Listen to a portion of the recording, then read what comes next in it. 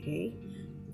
Ito yung bandang likuran, pasadahan ito, at pagdating sa bandang dulo ng zipper, yun, naglock ako doon. Okay? So, ilock natin doon para hindi matastas agad. Okay? And then, pasadahan lang hanggang sa laylayan nito. Okay?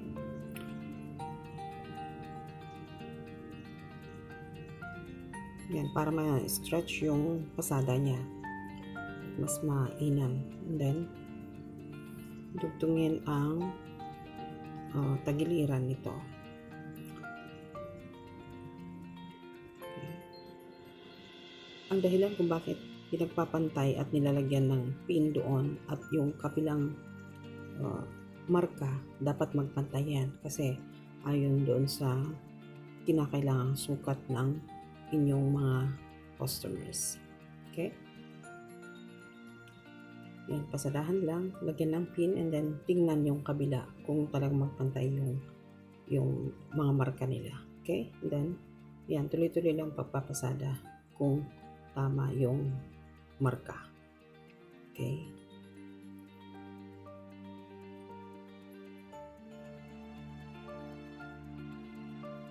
Yan. Gawin din ito sa kabila. Okay? Ayan. Ito naman yung body niya. So, meron itong nakapatong na tool. Pasadahan muna natin sa gilid dito para hindi ma-iwalay o kaya mas madaling magtahe kung paglulutuin na natin yung ibang parte ng katawan niya.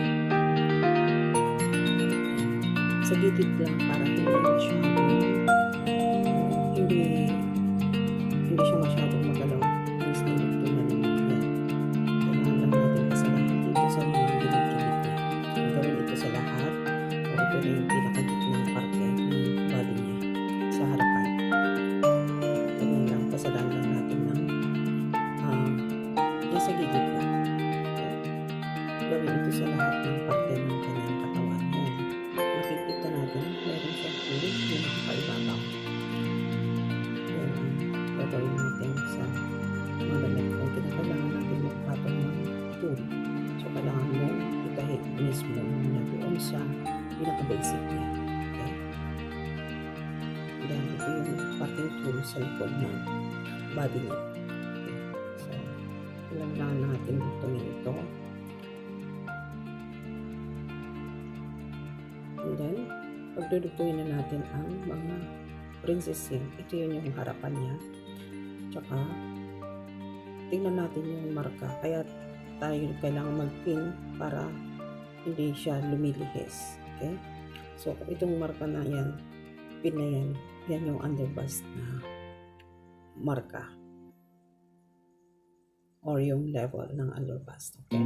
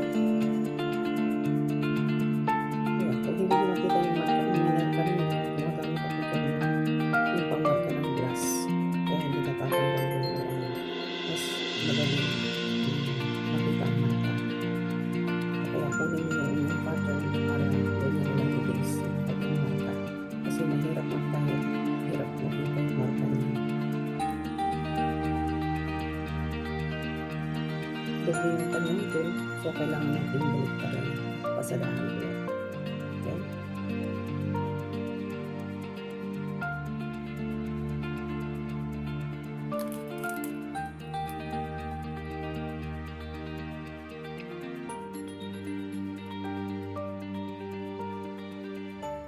Kailangan pasadahan natin yung mga marka ng mga kinakailangan. Ayan ay pinagtugtong na yung yung magkapatong na tool, magkasama. Yan. Ito idudugtong natin doon sa may basic. Ayan ay yung parting likod niya.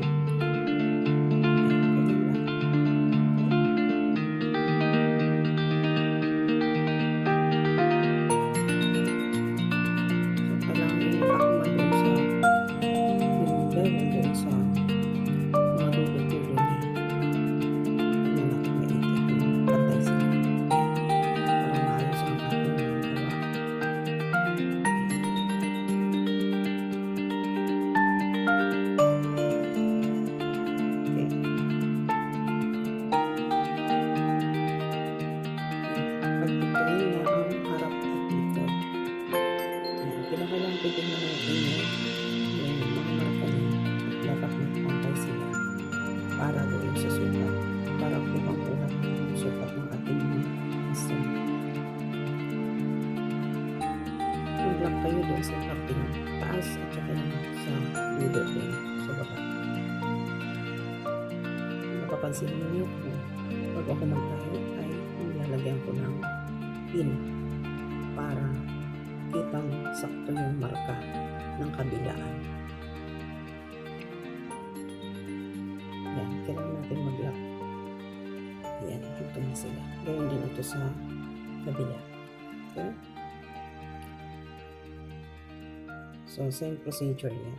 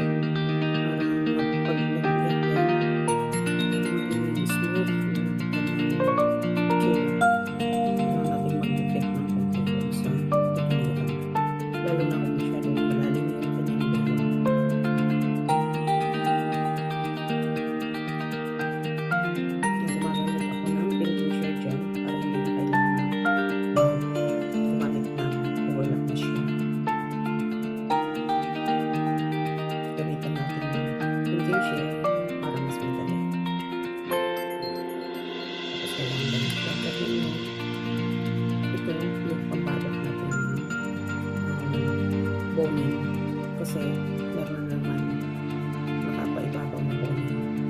Okay? Yan, meron parang alambre pinang-babaliktad dito sa tinahin ko yan, mga pira-piraso yan bago ko isaluksok yung boning niya. Yan, ipapahina dyan sa ibabaw ng princess silk, kaya sa lahat ng mga dugtong na uko kung saan kinakailangan lagyan ng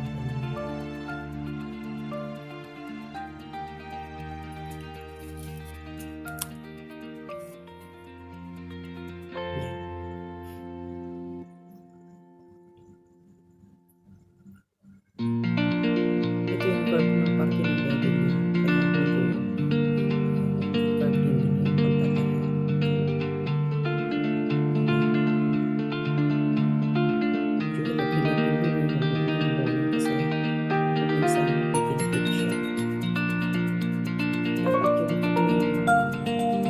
Sasalaksakan natin ng boning is dapat perfect na bias cut siya.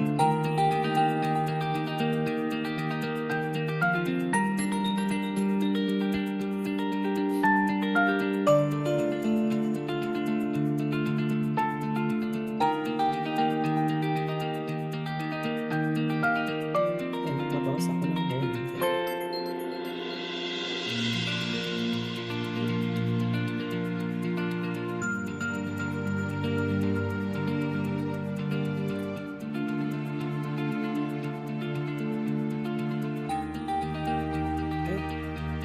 Nalagyan na lahat. Ito naman yung manggas niya. So, dinudugtong na natin yung sa allowance ng kanyang manggas. Kaya yung seam allowance niya. Meron siyang design sa baba ng kanyang manggas. Makikita din niyo ito. Gagawin na doon sa top.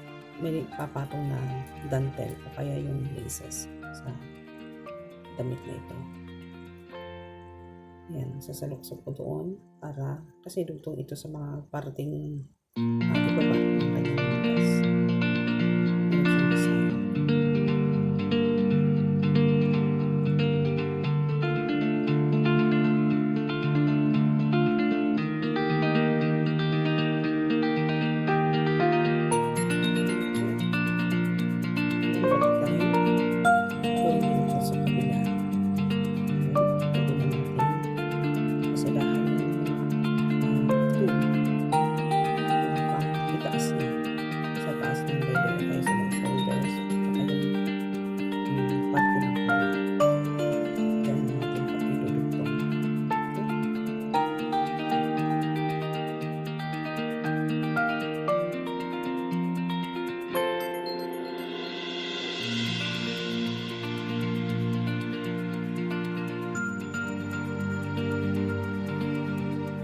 Kasadahan lahat ng mga marka para mas madali kapag kayo magdugtong.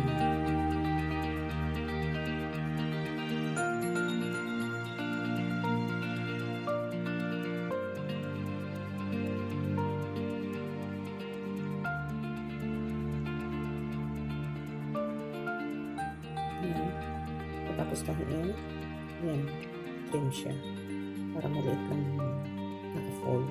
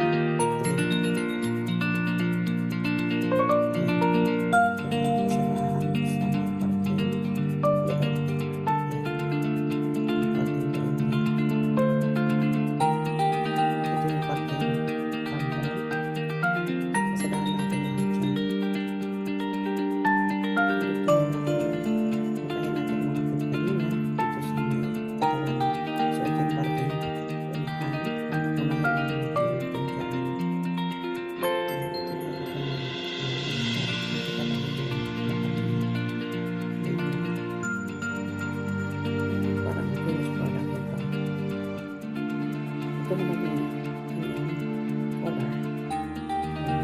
Color natin yung color. So, bumibili ito.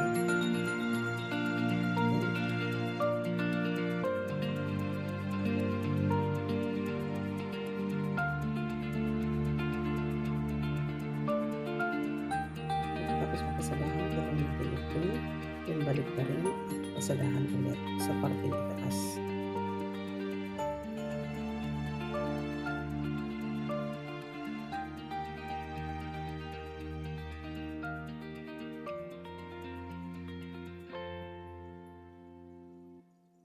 Ito yung parting baba ng collar. So, yan yung dudugtong doon sa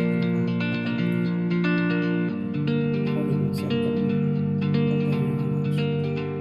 Saka dudugtong nakakapit doon sa shoulder na. Kasi itong shoulder ito, dudugtong at yung pinagdugtungan doon yung center ng kanyang collar. Sa kabilaan niya.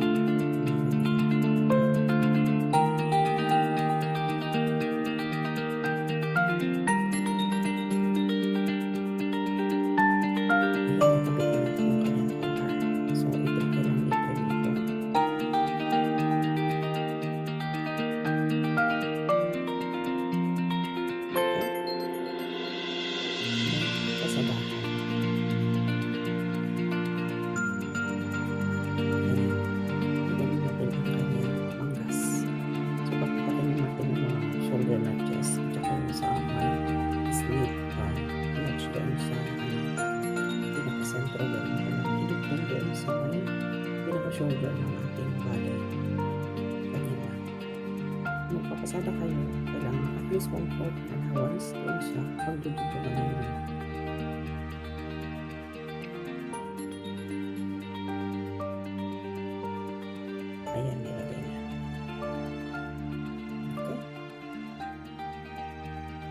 ngayon, pagtutungin naman natin yung, or pasadahan naman natin yung kanyang skirt para hindi siya, o kaya mag-match sila doon sa measurement ng body niya. Okay, and then now, attach the zipper. Kung na-attach na natin, napagtutong na natin yung body at saka yung skirt niya, so attach yung zipper niya. Ito na po natin yung finish